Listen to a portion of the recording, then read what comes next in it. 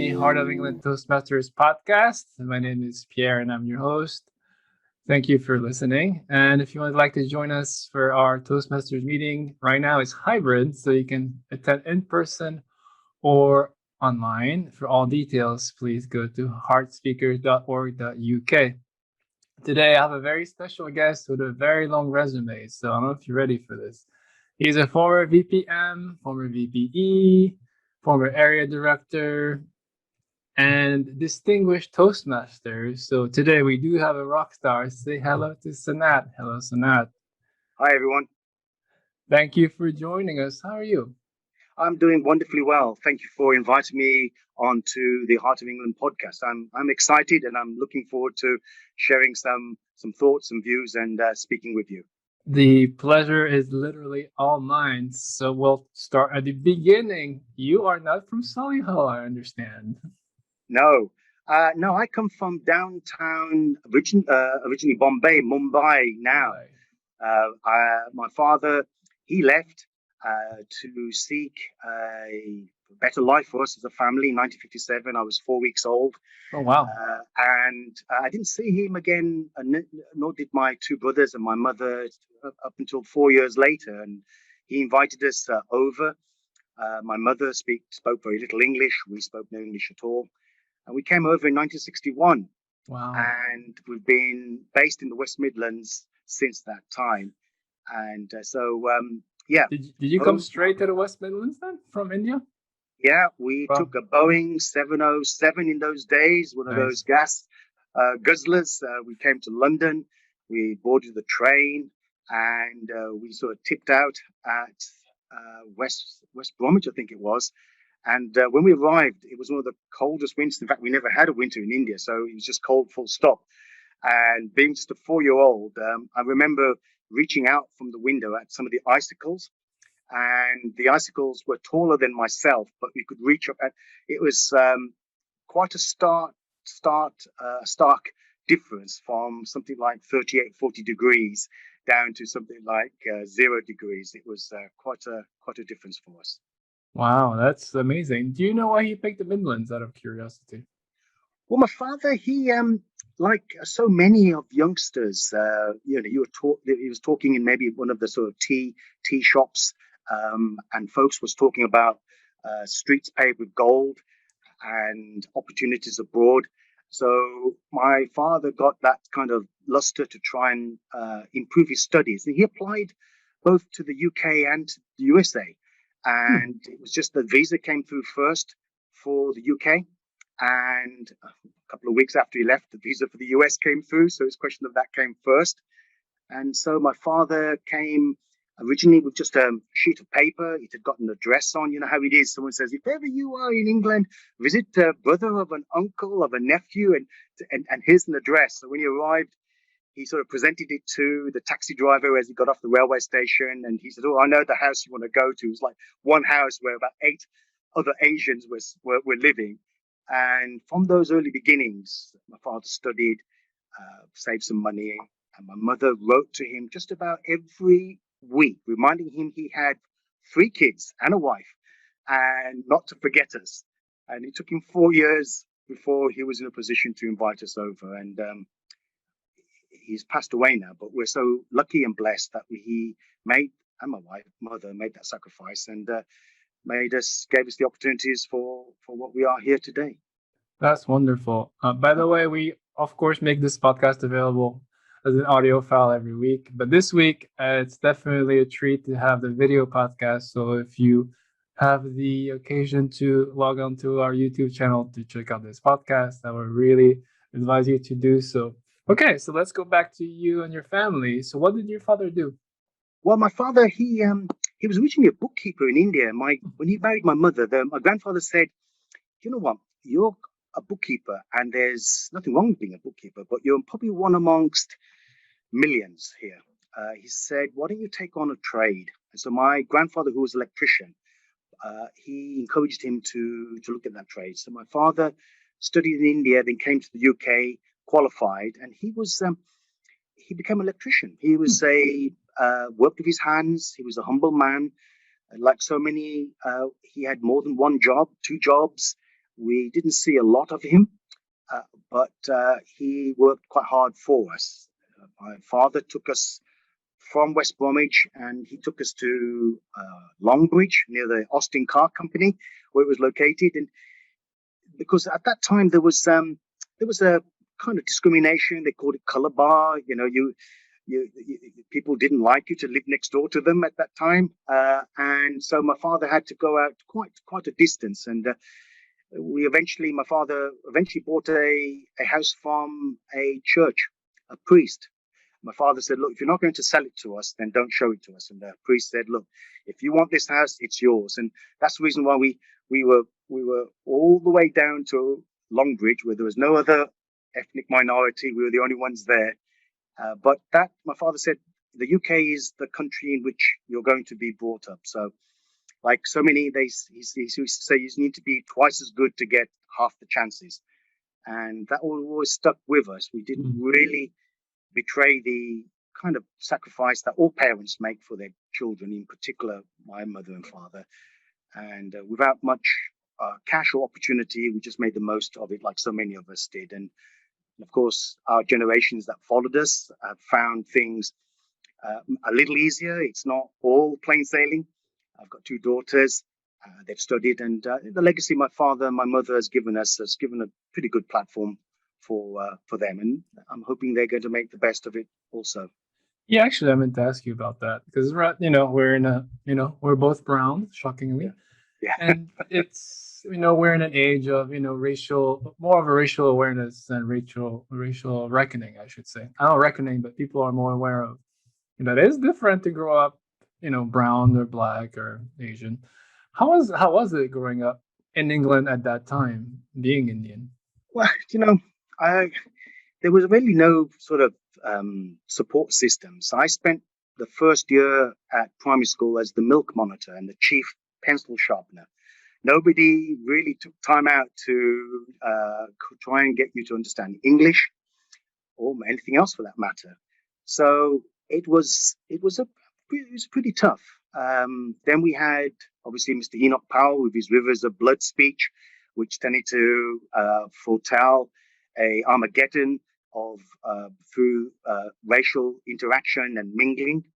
And that was quite a bit of trouble. There was skinheads who were running uh, uh, uh, uh, families scared of being out in the community. And of course, it wasn't until the mid 70s that racial discrimination became an illegal uh, uh, thing to do by statute, by parliament. And yet, people still did. So, just like seatbelt wearing is compulsory, it wasn't before. Drink driving, racial and also equality from a gender point of view.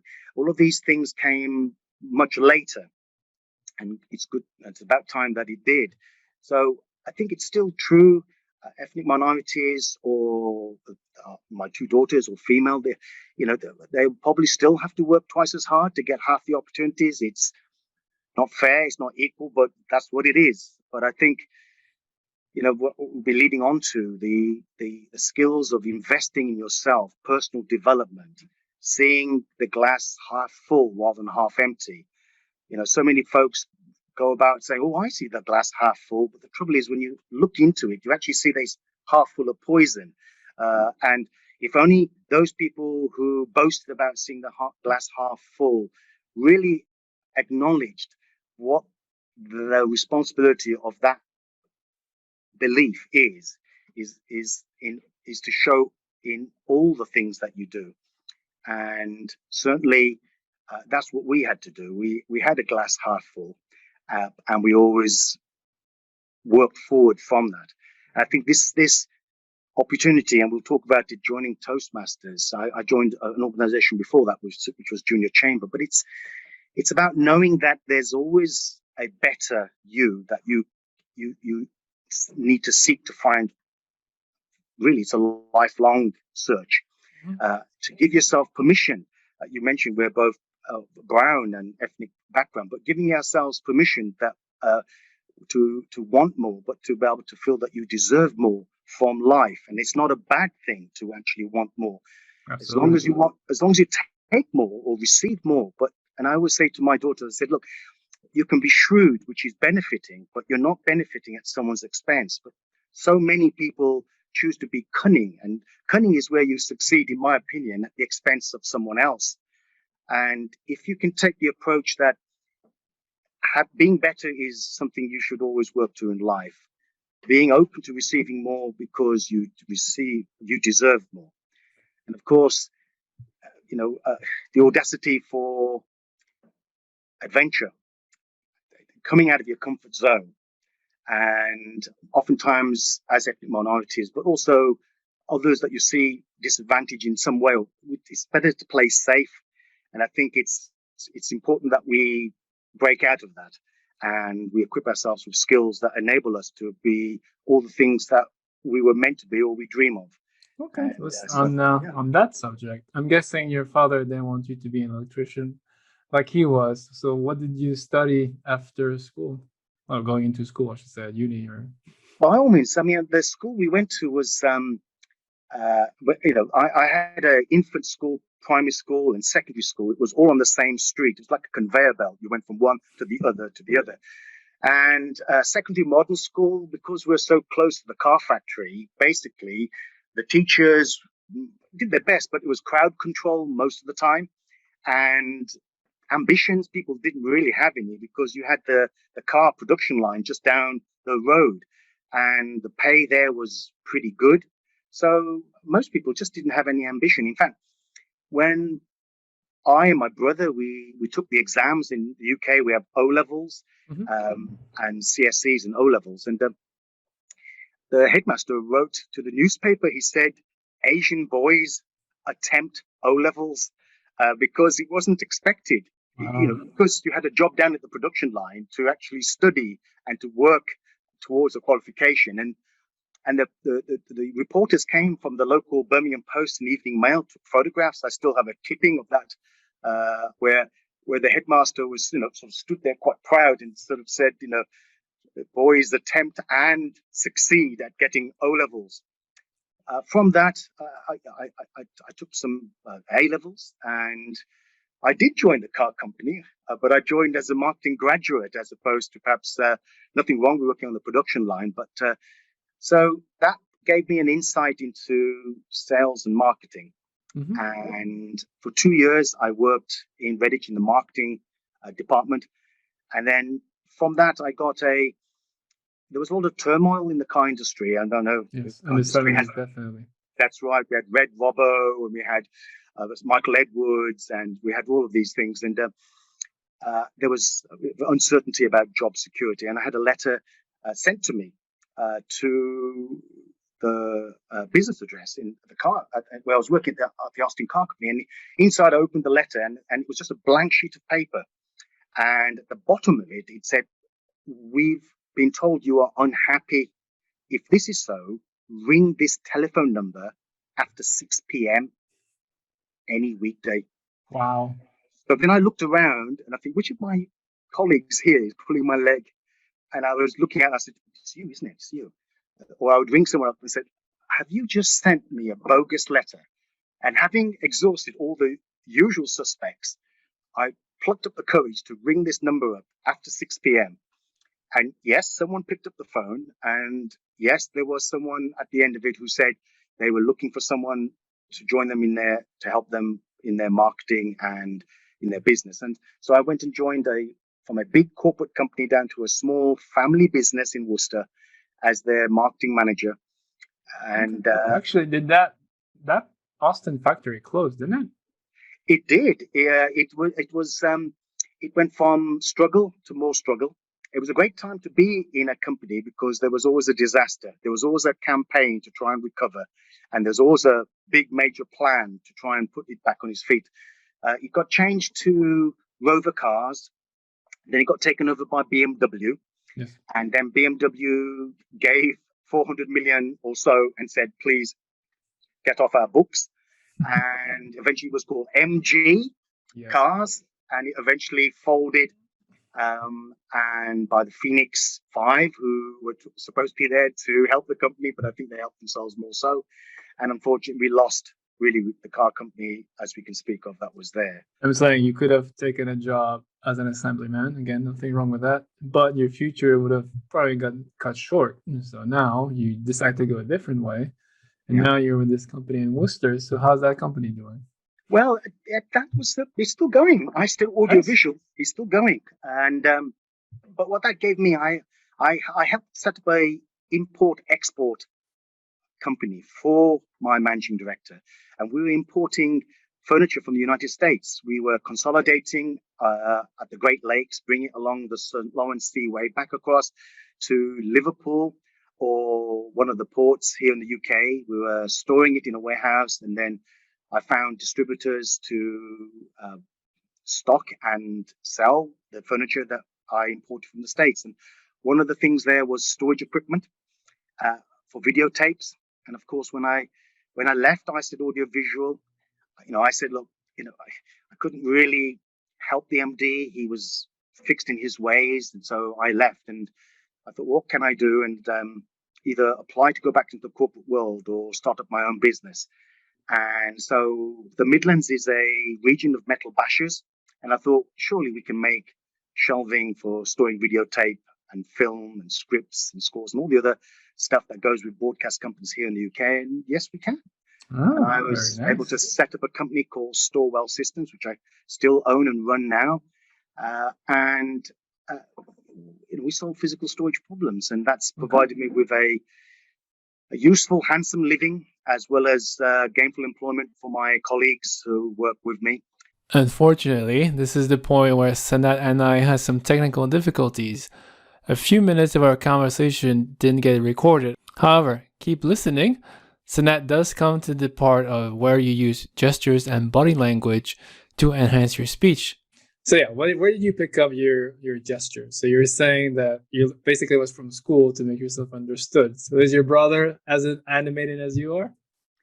Well, no, I don't think so. I think the thing is, I'm the youngest in there. And I guess when you're the youngest, you've got to, I wouldn't say fight your corner, but you've got to look out for yourself. I've got two elder brothers, and they always said the youngest gets away with everything. The eldest is always slapped down and can't go out late and all those other things. But I think it was just a question of being more curious. I guess I was the most curious of the brothers, and the curiosity can often get you into trouble, but also can present to you opportunities. And yeah, not having English as your first language, not speaking English in a country where everybody didn't speak anything other than that, forced you to be able to describe what it is you wanted in physical form by shaping it or by describing it.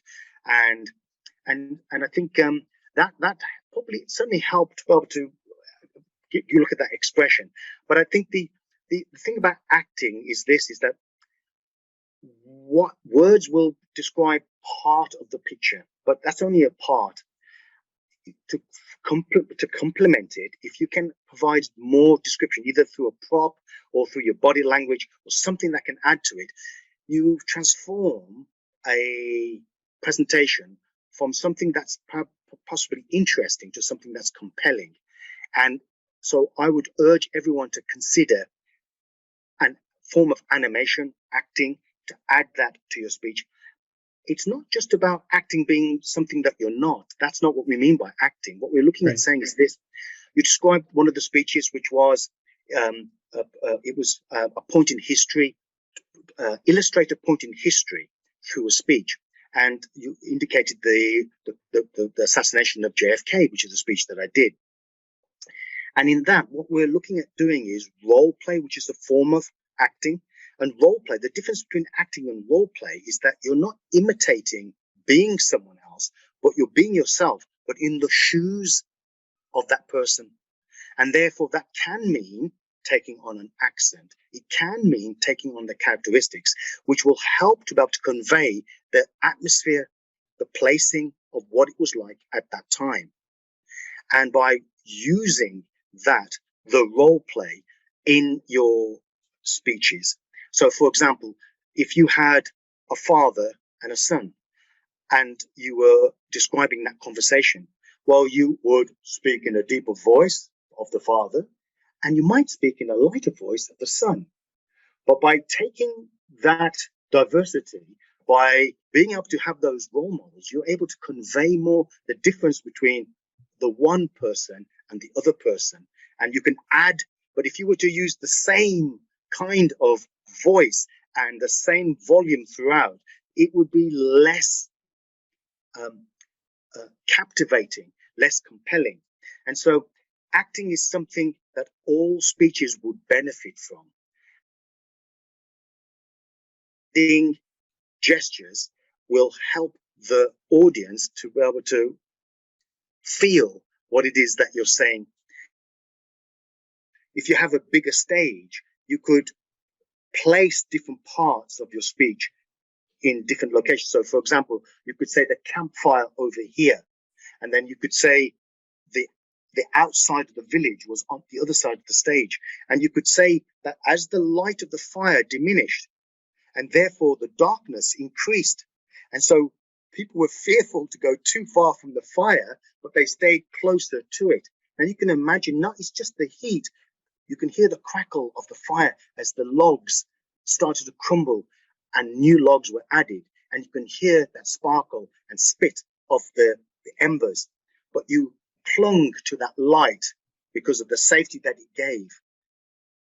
The crackle of the fire meant that you were still safe.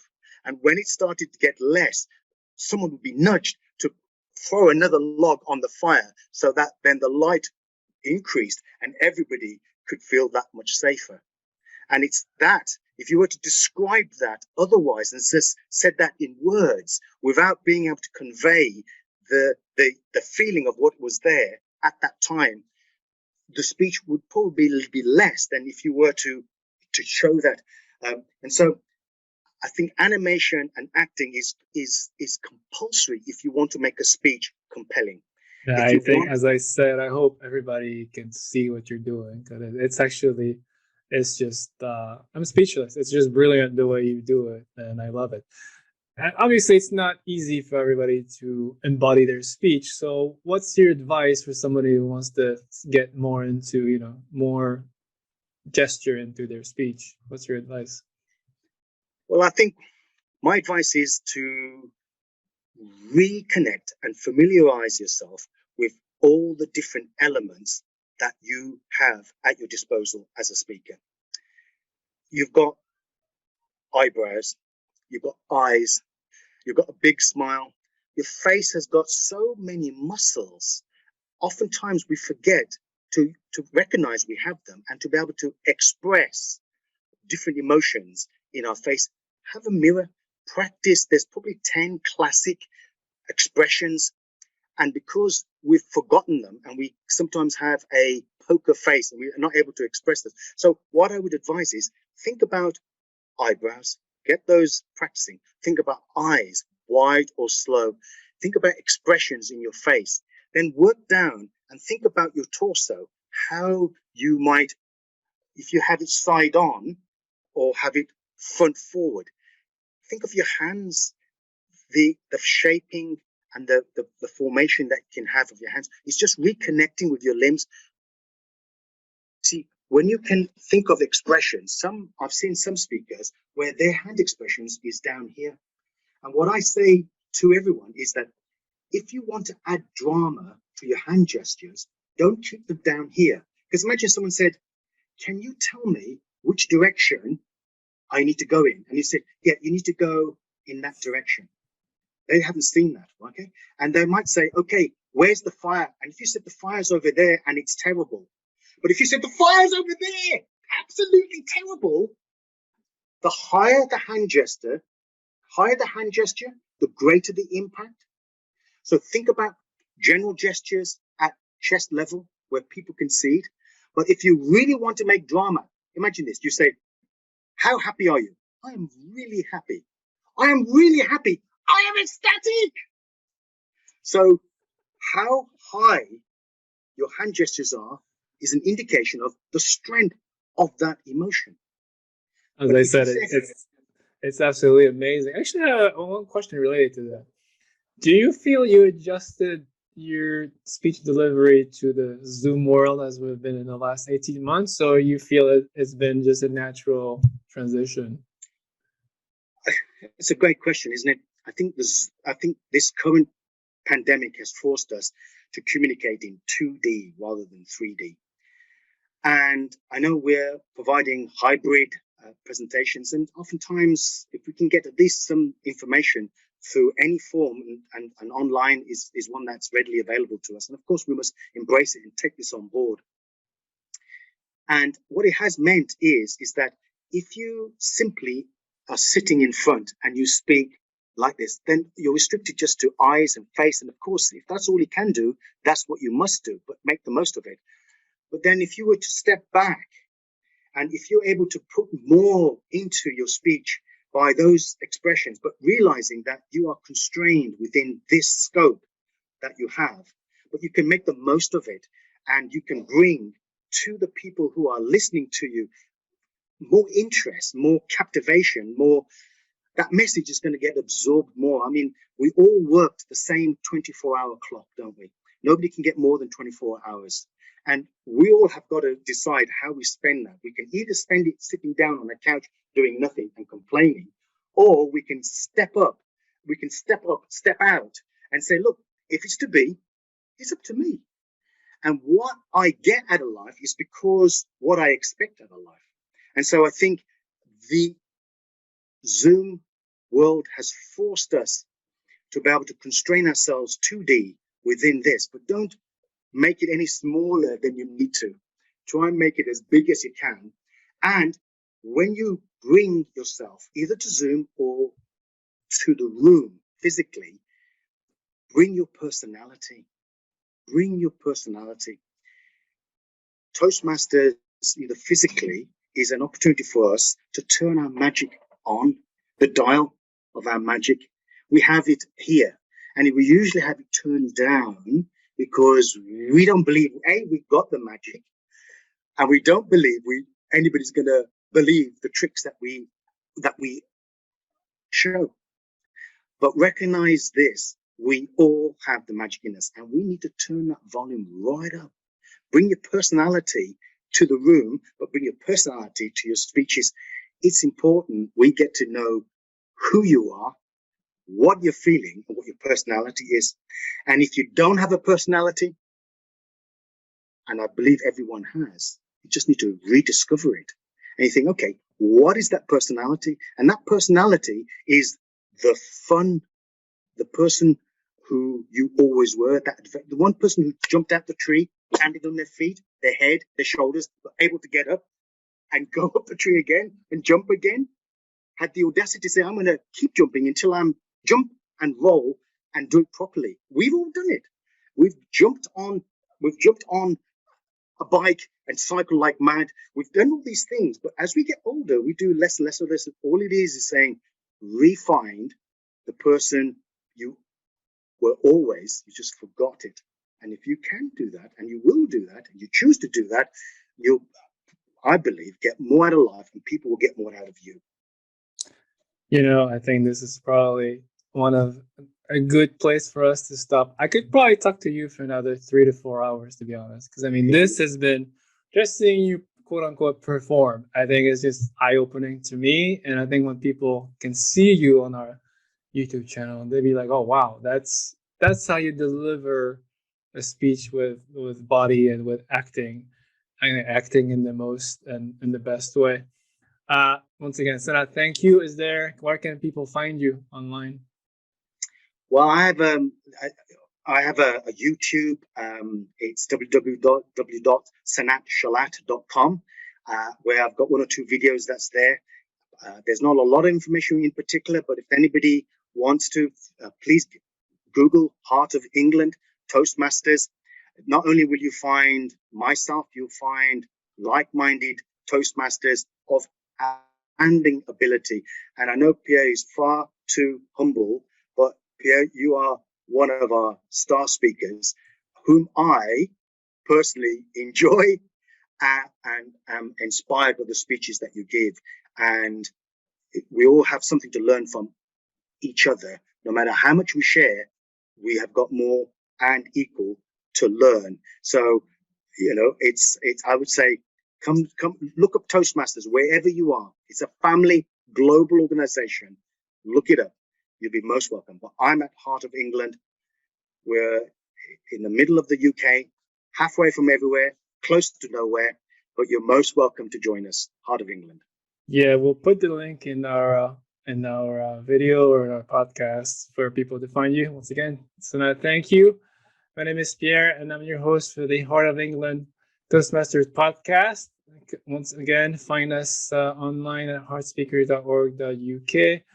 We will meet online or hybrid every first and third Tuesday of the month. For all details, go to our website, heartspeakers.org.uk.